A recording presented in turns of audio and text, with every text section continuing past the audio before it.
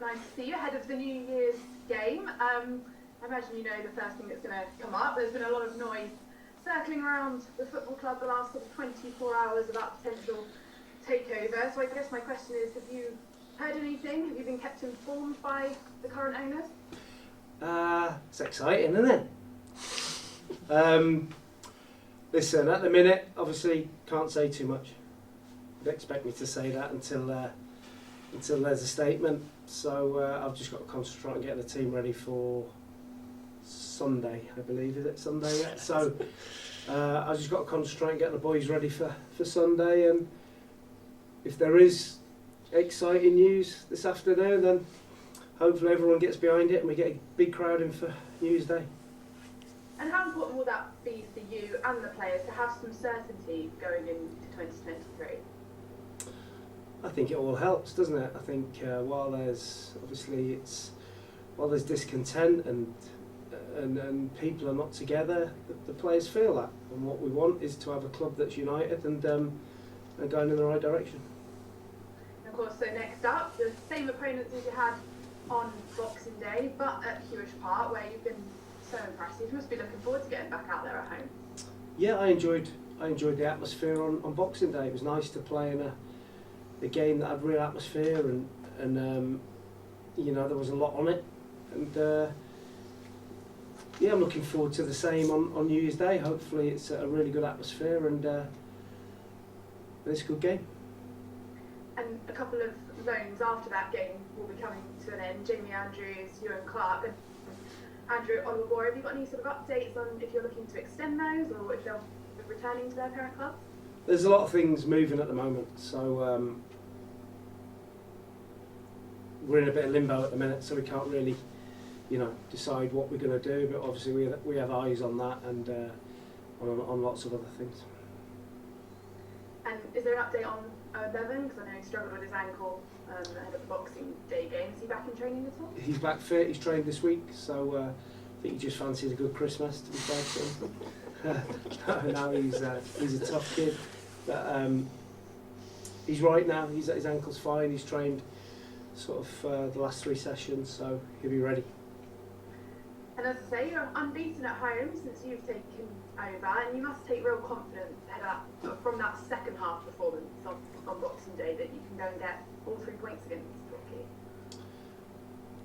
Yes, they're probably saying the same about the first half.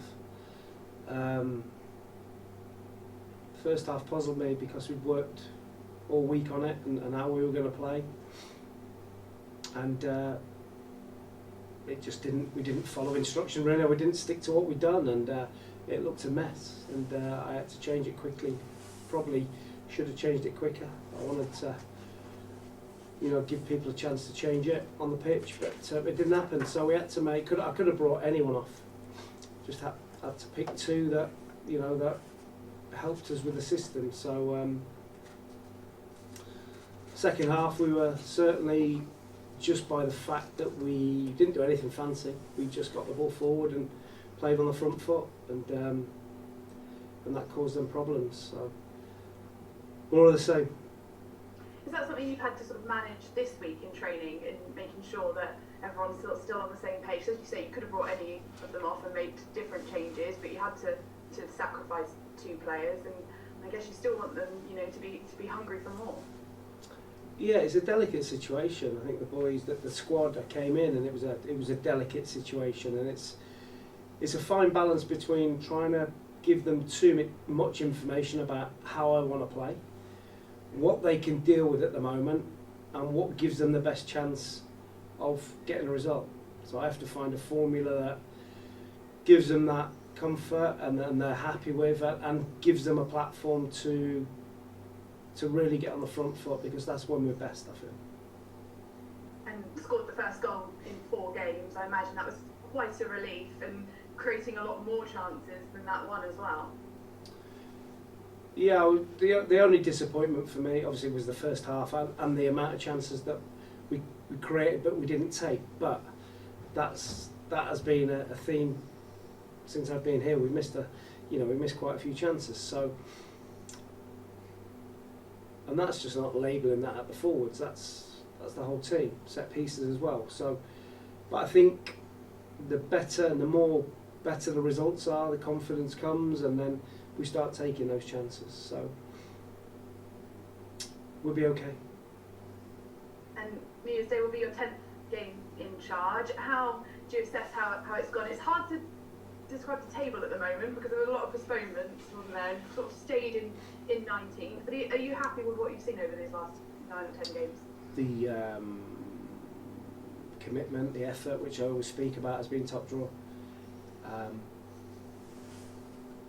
But you start to see a pattern, and it's we don't look like we're ever going to be out of a game or lose a game.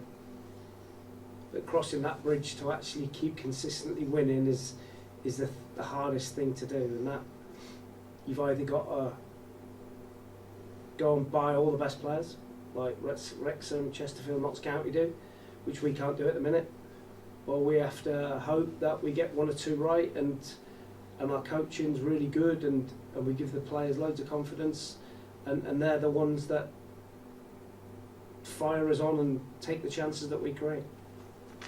Thanks for your time, Mark. Good luck on Sunday. Pleasure, thank you. Mark, when you play a team twice in a week, as can happen with Christmas derbies, do you find that it can be a little bit predictable, the second game of the two? You think you know how the first game's going to go, well, maybe not the first half, but the second half was full on Yeovil and fully should have got the 3 points. But when you play them again, they know what to expect from you, and you sort of know what to expect from them. And they've got a limited squad this weekend, haven't they?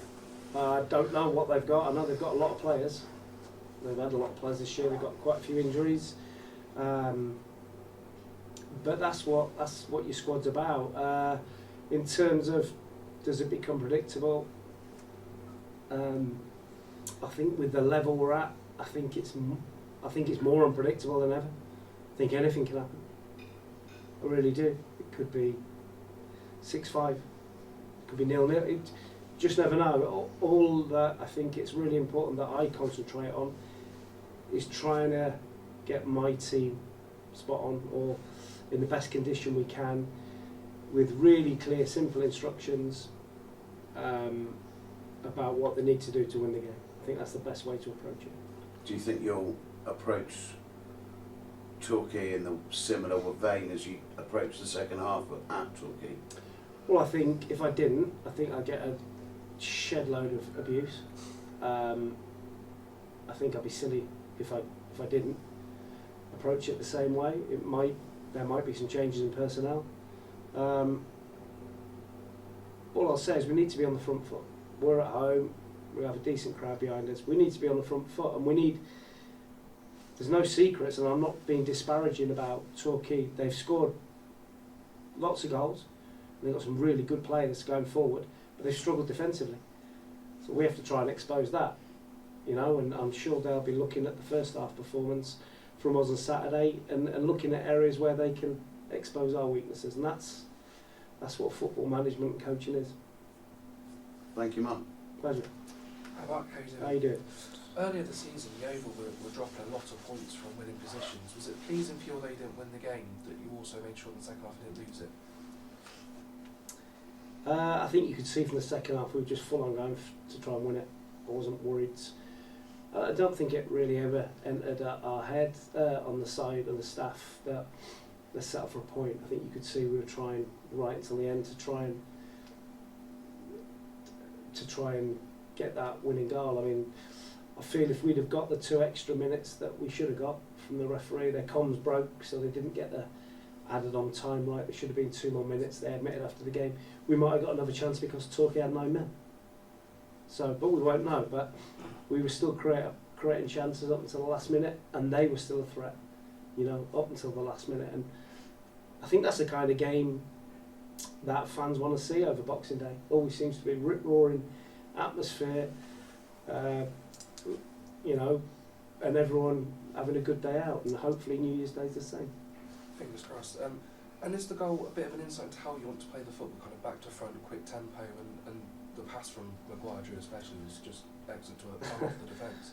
Anybody who knows anything about my teams, it's not the way I want to play in terms of back to front. If you know how my teams play, they're ball dominant and heavy possession based. But I think the art of good management is getting the best out of the players you've got. And obviously getting a point away from home, is it imperative that your home form is good and you get the 3 points to back it up? Ideally, but I'm sure Gary and his team will have something to say about that. You know, we're all fighting for our lives down the bottom of the table, and 3 points for them makes the table look vastly different on Sunday, and it makes really good reading for us if we get 3 points. So that's the aim. But like I said earlier, the hardest thing to do in football is to win a game, because there's 11 other people on the pitch trying to stop you. But let's hope you get the result.